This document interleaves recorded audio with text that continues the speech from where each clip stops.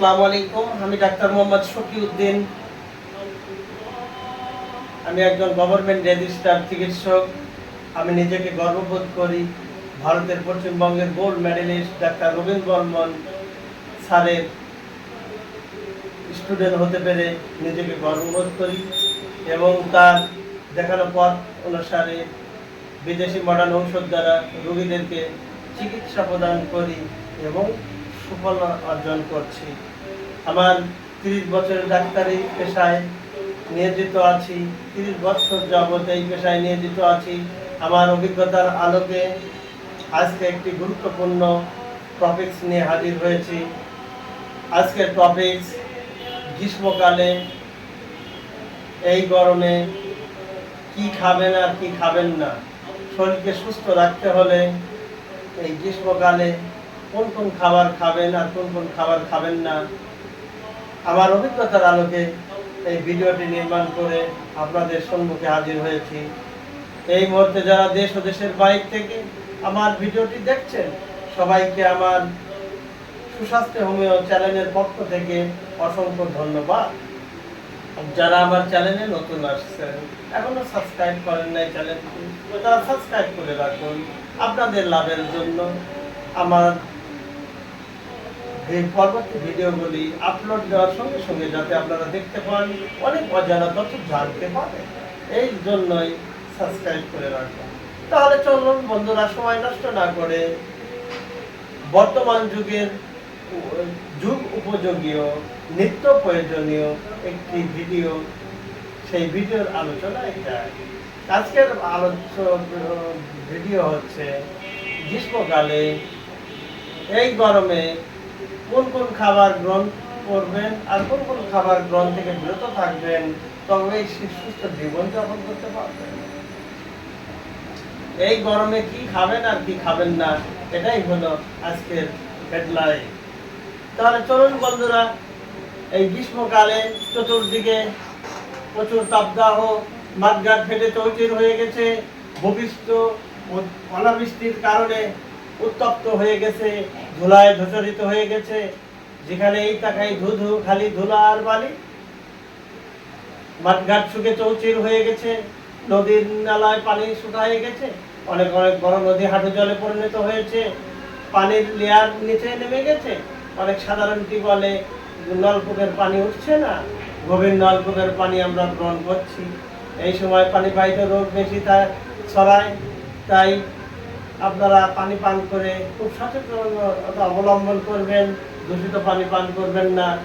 সুস্থ জীবনযাপনের জন্য বিশুদ্ধ পানি পান করা একান্ত প্রয়োজন। তাহলে চলুন বন্ধুরা, কোন কোন খাবার গ্রহণ করবেন আর কোন কোন খাবার খাবেন না। তীব্র গরমে জনজীবন বিপাকে এই সময় শরীর থেকে অতিরিক্ত পানি বের হয়ে যায়। তাপদাহের কারণে শরীরে সোডিয়াম পটাশিয়ামের ভারসাম্য নষ্ট হয়ে যায়, যার ফলে শরীর অতি অসুস্থ, ক্লান্তি লাগে। তাই শরীর হাইড্রেটেড রাখতে আপনাকে খেতে হবে যে সকল খাবার, পানিযুক্ত খাবার বেশি খেতে হবে, পর্যাপ্ত পানি পান করতে হবে। পানি কেন খাবেন? আমাদের শরীরের 70% জলীয় অংশ। এই জলীয় অংশ ঠিক রাখতে হলে পূর্ণ বয়স্ক একজন অ্যাডাল্ট পুরুষের নারীর জন্য পানির প্রয়োজন 2.5 লিটার থেকে 3 লিটার। পূর্ণ বয়স্ক অ্যাডাল্ট একজন পুরুষের পানির প্রয়োজন 3 লিটার থেকে 3.5 লিটার পান করা উচিত। তবে কিডনি রোগীরা আপনাদের ইচ্ছা মতো পানি পান করবেন না। আপনি যে ডাক্তারের কেয়ারে আছেন, সেই ডাক্তারের পরামর্শ অনুযায়ী কিডনি রোগীরা পানি পান করবেন। গরমে লেবু বা ফলের শরবত বেশি খাওয়া উচিত। এছাড়া ডাবের পানি, বিশুদ্ধ পানি বেশি পান করবেন। এইসব পানীয় খুব সহজেই শরীরকে পানির চাহিদা পূরণ করতে সক্ষম। ডাবের পানি, ফলের শরবত খেলে শরীরের পাশাপাশি প্রয়োজনীয় খনিজ লবণের চাহিদা পূরণ হবে, শরীর চাঙ্গা থাকবে, শরীর ক্লান্ত হবে না।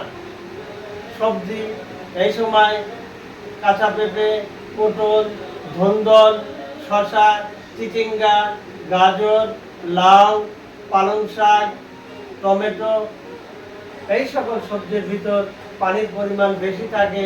এইগুলো আপনারা পর্যাপ্ত পরিমাণ খাবেন। পানি শূন্যতা দূর করতে এই খাবারগুলো অবশ্যই খাবারের তালিকায় রাখতে হবে, খাদ্য তালিকায় অ্যাড করতে হবে। তাছাড়া পাতলা করে রান্না করা টক ডাল, সজনে ডাল শরীরকে ঠান্ডা রাখতে সক্ষম, রোগ প্রতিরোধ করতে সক্ষম।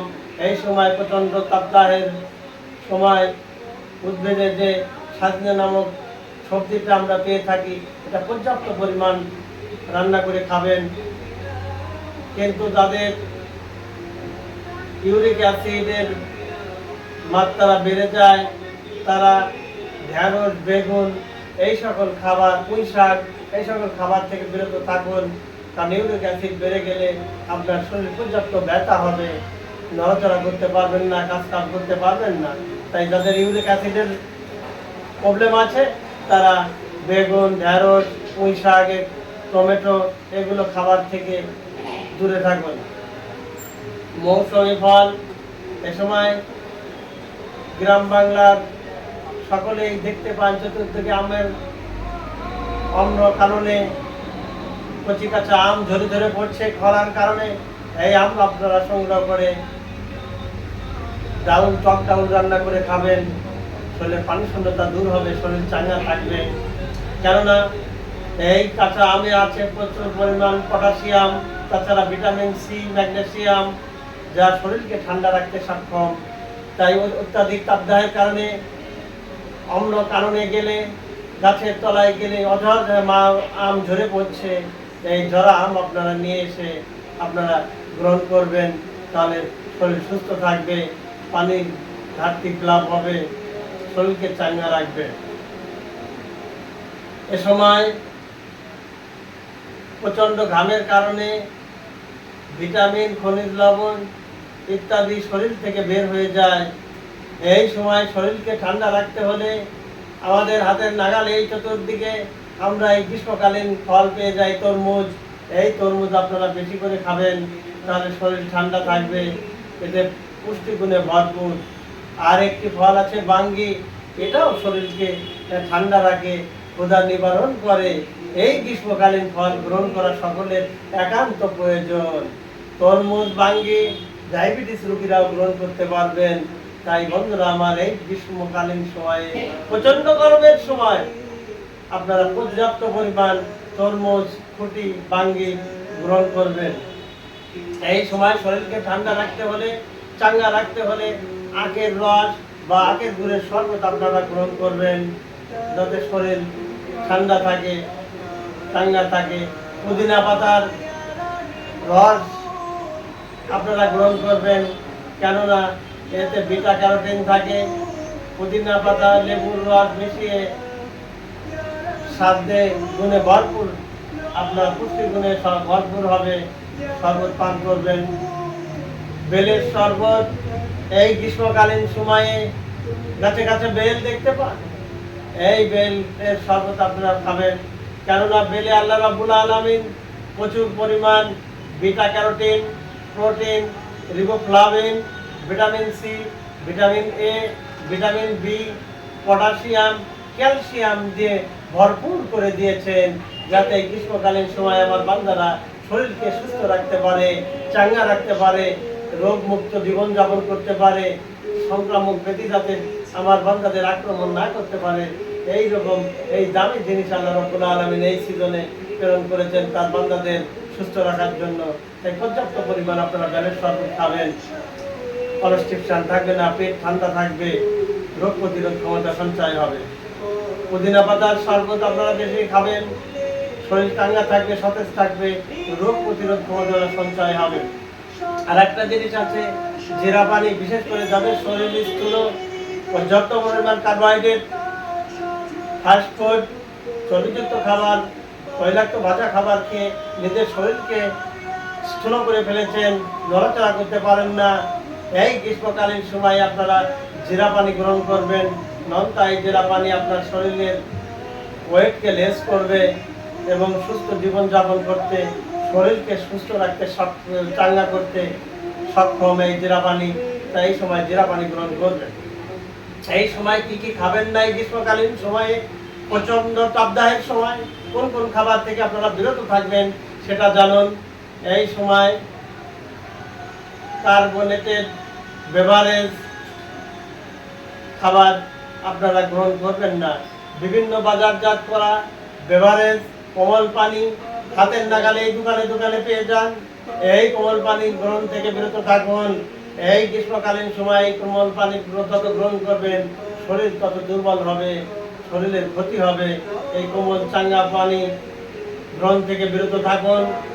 এতে কোনো পুষ্টিগুণ নাই, বরং এতে আছে সডিবাইকার, স্যাকারিন আর ফ্লেভার। এই সকল খাবার থেকে বিরত থাকুন, তবেই সুস্থ জীবনযাপন করতে পারবেন, রোগ ব্যাধি আক্রমণ করতে পারবে না। বরং কোনো পুষ্টিগুণ এইসব খাবারে নেই। প্যাকেটজাত খাবার, এইসব খাবারে আছে রং, যা শরীরের জন্য খুবই ক্ষতিকর। বাইরের খোলা শরবত, বাইরের ভাজা পোড়া খাবার এই সময় গ্রহণ করবেন না। এই সময় গুরুপাক দ্রব্য থেকে গ্রহণ থেকে বিরত থাকুন। পাতলা তরকারি, ঝোল, টাটকা শাকসবজি গ্রহণ করুন।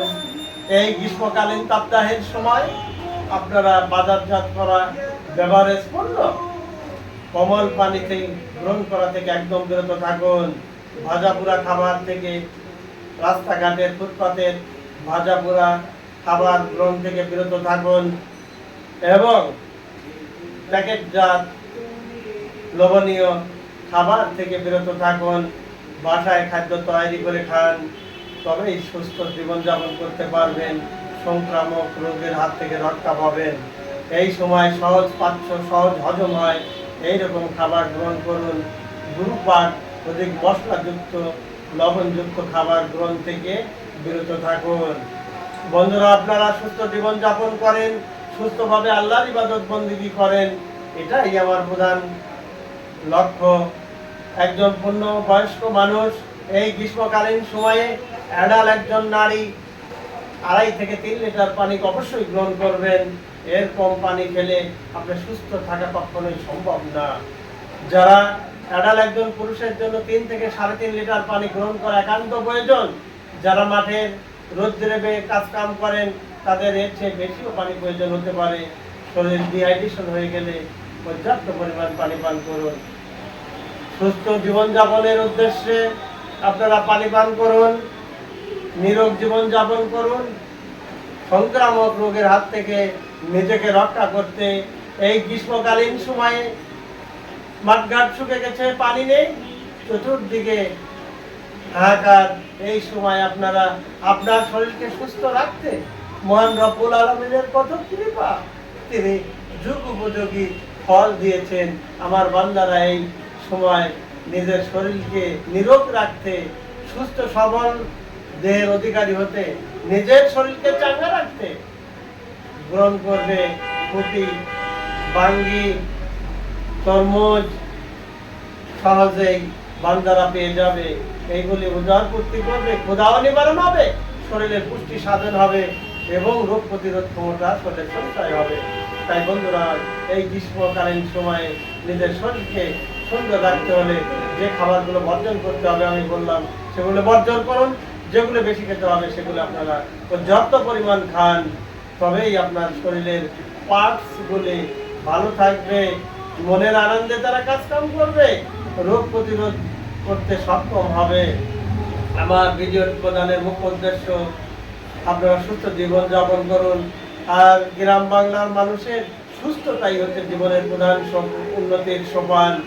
আপনি সুস্থ হলে আপনার পরিবার, সমাজ, দেশ সুস্থ, নিজে সুস্থ থাকুন, আপনার জীবনকে দীর্ঘায়ু করুন। এই প্রত্যাশা রেখে আজকের আলোচনা এখানেই টানছি। আসসালামু আলাইকুম।